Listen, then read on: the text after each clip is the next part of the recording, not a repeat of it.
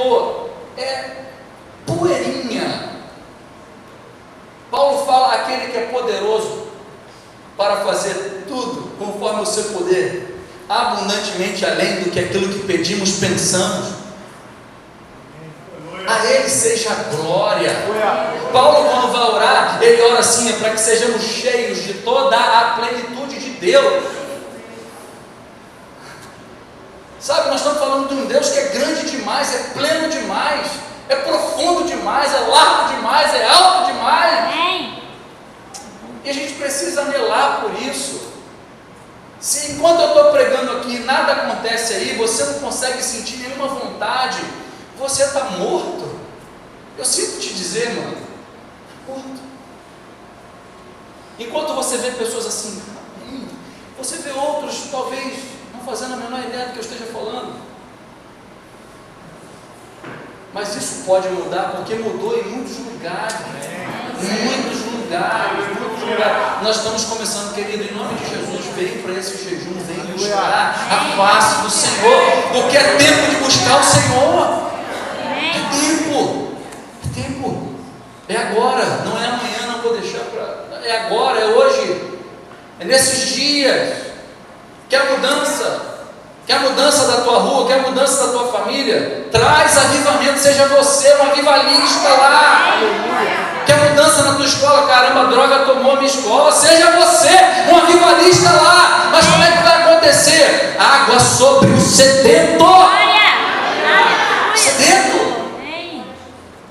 Às vezes eu vejo alguns jovens, né, uma sede de tecnologia. É essa sede que eu estou falando, mas só que de Deus. Para Deus. Aleluia. Você vê a figura aí da água. O Espírito Santo tem muitas figuras, né? Óleo, fogo. Mas aqui o profeta Isaías apresenta a figura da água. E a figura da água, a primeira coisa que a gente pode entender da figura da água é que sem água não há vida.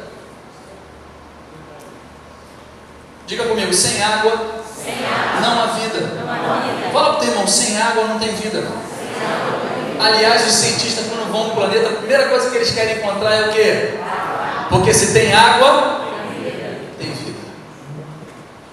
Derramarei água sobre o sedento. Ele diz ainda no texto, e correntes sobre terra seca. Não tem vida. A importância da água. A conclusão que eu chego, queridos irmãos, é que cada vida que nós batizamos aqui, muitas delas não foram convencidas pelo Espírito Santo, porque ninguém pode convencer o pecador do seu pecado senão pelo Espírito Santo, porque só a água, que é o Espírito Santo, pode dar vida à terra seca. Por isso tem gente que você vê se batizar, não passando de um banho, não foi mudado porque não havia arrependimento, não houve o mover do Espírito Santo. E isso tem a ver com a gente, com o nosso coração, com a maneira como nós temos andado e vivido como igreja. Como é que o Espírito Santo está fazendo, está agindo, qual a liberdade que ele tem. Há sede nesse lugar. Há sede nesse lugar. Há sede em mim. Quando eu prego aqui, há sede em mim. Porque a retórica pode convencer intelectivamente, mas só o Espírito Santo pode trazer vida a um coração seco. Por isso você vê mensagens simples sendo pregada por homens de Deus no passado, mas com grandes resultados. Hoje tem muita filosofia, tem intelectualidade, tem tecnologia, tem tudo. Mas vê o nível dos crentes hoje. E Deus não mudou. Deus não mudou. Deus não mudou. Deus não mudou. O Senhor não mudou. Quem muda é a gente. Quem começa muito bem e depois termina mal é a gente. Quem começa mal mas termina bem é a gente. Quem oscila nesse caminho é a gente. Mas o Senhor não muda. Aleluia. Ele é o mesmo, Ele continua tendo um propósito na nossa vida, continua tendo um plano para o Brasil, Ele continua, mas cadê os sedentos? Aleluia. Cadê esse cego, amado? Cadê os sedentos? Cadê a gente? aponta para alguma coisa que lava, que purifica, e a outra ação do Espírito Santo. A água é alguma coisa que purifica. O avivamento produz então vida, produz lavagem, purificação. Avivamento, como o Espírito Santo age, traz o avivamento, ele produz também uma qualidade na vida da igreja. A igreja se torna mais envolvida com missões. Um dos sinais de que a igreja vive, tem vida, tem água, é que ela está se envolvendo mais com missões. O Espírito Santo vai sempre trazer missões para a igreja, envolvimento com missões. Também há um poder de vida para testemunhar. Ou seja, você vê no texto aqui, olha só, versículo 4: e brotarão como a erva. Está passando água, está passando vida. Antes era terra seca, agora brotarão. Vidas vão brotando, sabe?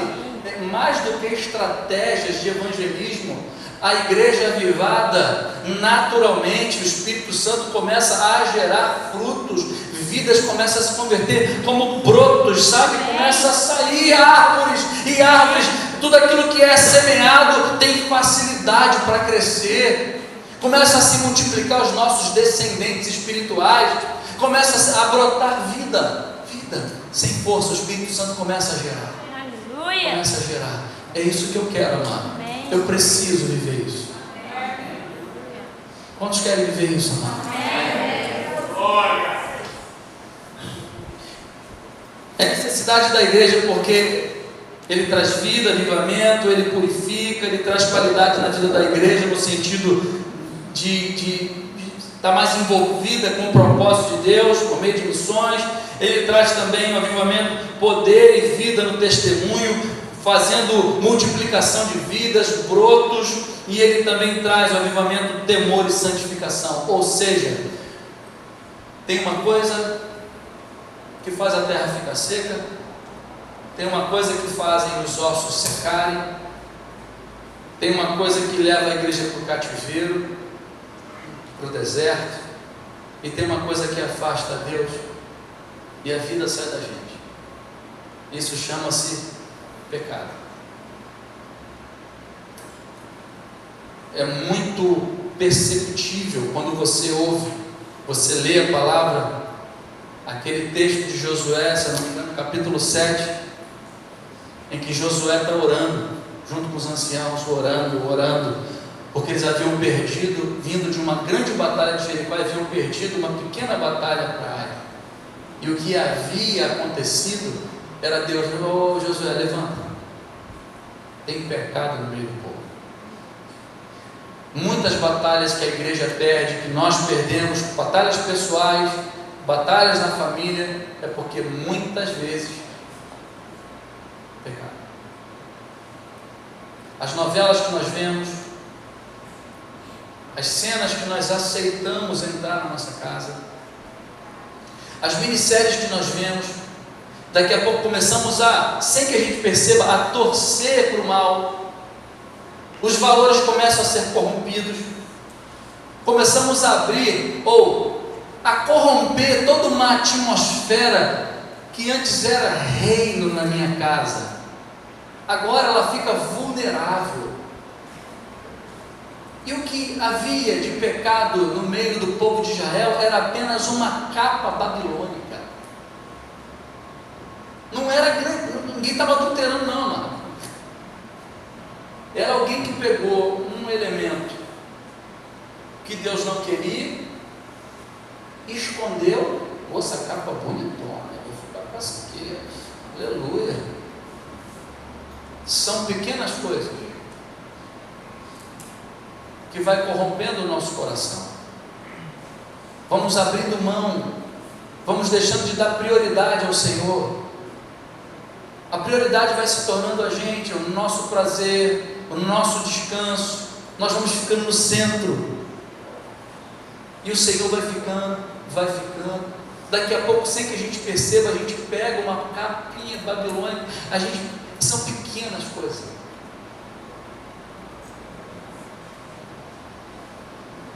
Você vê no final do texto, o que acontece com o avivamento é temor. começa a acontecer santificação. Sou do Senhor.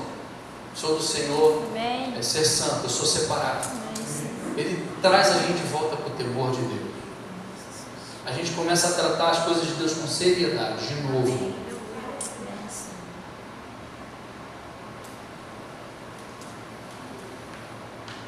E aí, se há pecado, caminho para o arrependimento, para o avivamento, condição para o avivamento, primeira coisa é o inconformismo.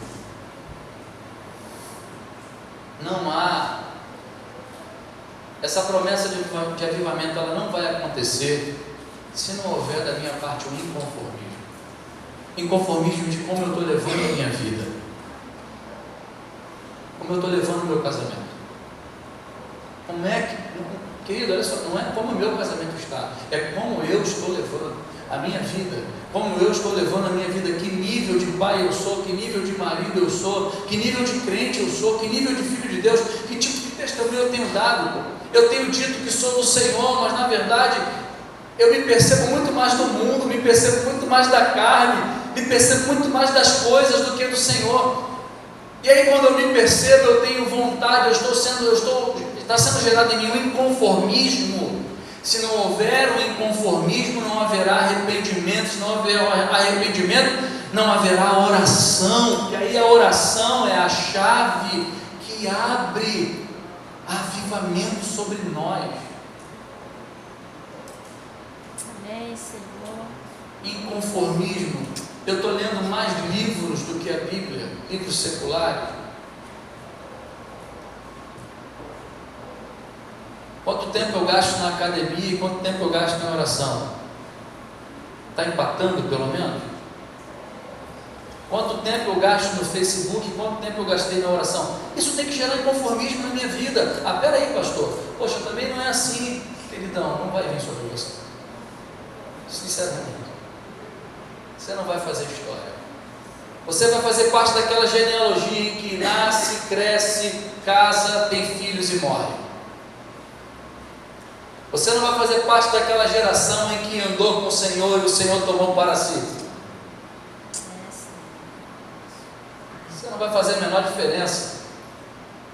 Você vai morrer e ninguém nem vai sentir tua falta. É sério isso, amado. Porque se você está e quer Deus, é povo de Deus, você não pode estar conformado com o nível de vida que você tem. Tendo em vista que há um Deus pronto a te usar, a derramar sobre você, a falar contigo. Avivamento é isso. Ele começa a gerar inconformismo em mim. Não, peraí, não está certo isso aqui em mim. Outra coisa, eu estou inconformado com a minha cidade, com perdão aí dos meus irmãos que estão concorrendo, né? Política não vai mudar a cidade. O que vai mudar a cidade é uma igreja cheia do Espírito Santo, é uma igreja avivada. Não, querido, nós não precisamos, a gente tinha que estar ensinando o prefeito a governar no temor do Senhor. O vereador tem que sentar aqui e aprender com a lei do Senhor. Caramba, isso aqui eu preciso, isso aqui vai abençoar a cidade. E aí tem um monte de igreja se vendendo, amado, se vendendo para ter benesse, se vendendo porque não, vou estar aqui, vou estar ali, porque vai fortalecer. Querido, o que vai fortalecer a igreja é a água sobre o sedento. É isso que vai fortalecer. Eu não sou daquele, todo mundo me conhece aqui, religião e política não se misturam. Não, eu acho que se misturam sim, mas não é a nossa esperança. A nossa esperança é sempre o Senhor. É sempre o Senhor. Nunca vi política mudar uma coisa, como um avivamento pode mudar, e já mudou. Quantos aqui já viram o avivamento da ilha de Fiji? Avivamento da ilha de Fiji. Querido, não tinha elementos naturais como corais, que é uma coisa assim que para nascer de novo é décadas e décadas. Avivamento veio, até coral nasceu, amado. Coisas extraordinárias acontecem quando Deus visita a cidade, quando Deus vem sobre o povo. Agora Deus vai vir sobre a nossa cidade como? Acabou de ser derramado mais sangue humano. Sangue de homens e mulheres cidade amaldiçoa, o pecado da nossa cidade afasta Deus cada vez mais. E uma igreja fraca, uma igreja morna ou fria, uma igreja que não é avivada, que não quer Deus, que não tem sede, que tem aprendido a viver na sua zona de conforto cristã, não faz a diferença, não chama Deus, não atrai os olhos do Senhor para a cidade, porque não faz. Se exigir um pouquinho mais, a gente já desiste. Que sede é essa, mano, que nós temos? Tem que entrar um inconformismo no nosso coração. A gente se acomoda. Por isso que às vezes a gente fala, tá, a gente pode mais com a juventude. Tem que haver um santo, não é a vaidade, não. Tem que haver um santo inconformismo. Um santo inconformismo. Eu quero, peço ao Senhor que comece a ser levantado aí um John Wesley aí da juventude, os adolescentes John Wesley, um Charles Finney, um Spurgeon, um Jonathan Edwards. Comecem do nada, quando tu for saber, os caras estão tacando fogo na igreja. Vai bagunçar a gente, caramba, os caras, sabe, tá entendendo? Daqui a pouco um moleque desse vai subir com uma palavra que joga todo mundo já. É assim, amado. O teu filho pode ser isso. Agora, inconformismo não.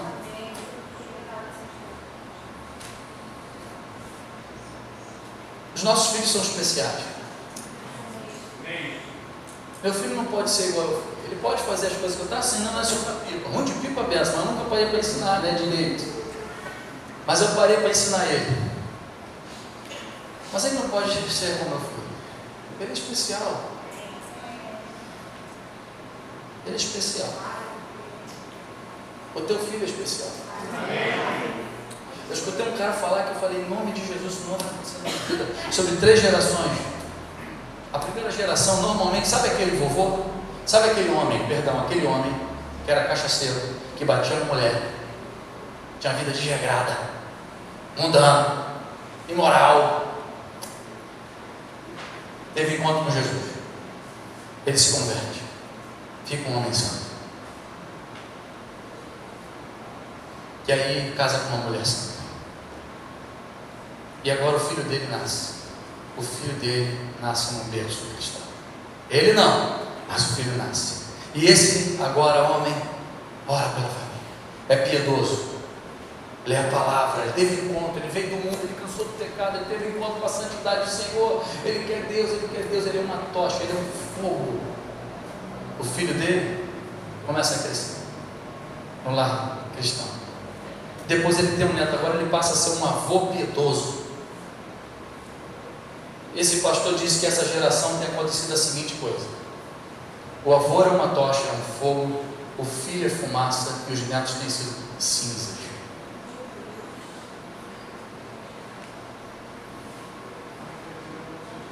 Cara, isso eu falei, não.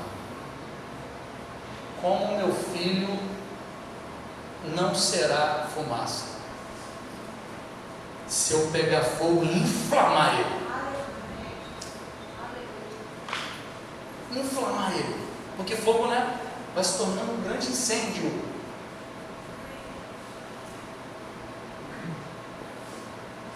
Se você inflamar, pegar fogo, creio que o Senhor vai inflamar os teus filhos, os teus netos, por meio dos teus filhos. É promessa do Senhor, vê lá no texto sobre descendência. O avivamento pega a nossa descendência. Mas só vem para quem tem sede.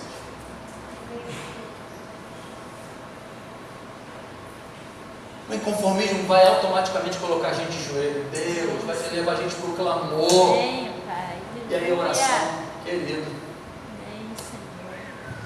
Toda a história de avivamentos, você vai ver o papel da oração como fundamental. Sem oração, sem avivamento. Não tem avivamento sem oração. Não tem avivamento, vem cá, querido, que eu vou orar por você. Não tem. Veja no Velho Testamento muitos momentos em que houve avivamento, você viu o povo clamando.